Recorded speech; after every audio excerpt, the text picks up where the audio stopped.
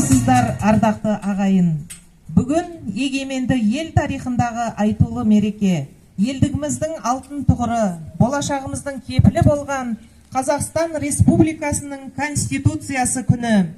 Осыдан 30 жыл бұрын жалпы халықтық референдумда қабылданған ата заңымыз Қазақстан Республикасының демократиялық, зайырлы, құқықтық және әлеуметтік мемлекет ретінде негізін қалады. Олай болса,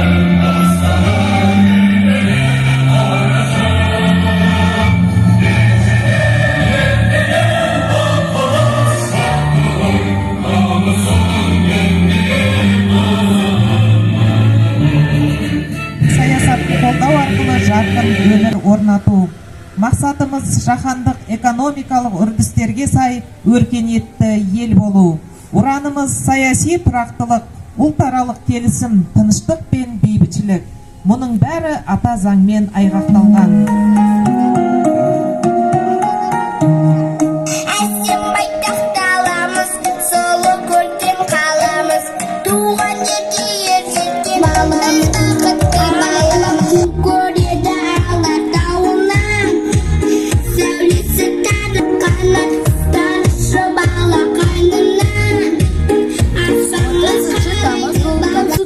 Күнізгі ата заңды қорғайтын, қолдайтын 30 тамыз бұл Конституция күнімен құттықтаймын баршаны шырқап айтар жүрмін. Конституция күні бұл тыныштықты сақтайтын, ата заңның үні бұл жақсылыққа батпайтын. Конституция күні бұл қуанышын беретін, ата заңын құрметтеп соңынан біз еретін. Қазақ еліміз сыйластыққа бастайтын, Конституция күні бұл ата заңды растайтын.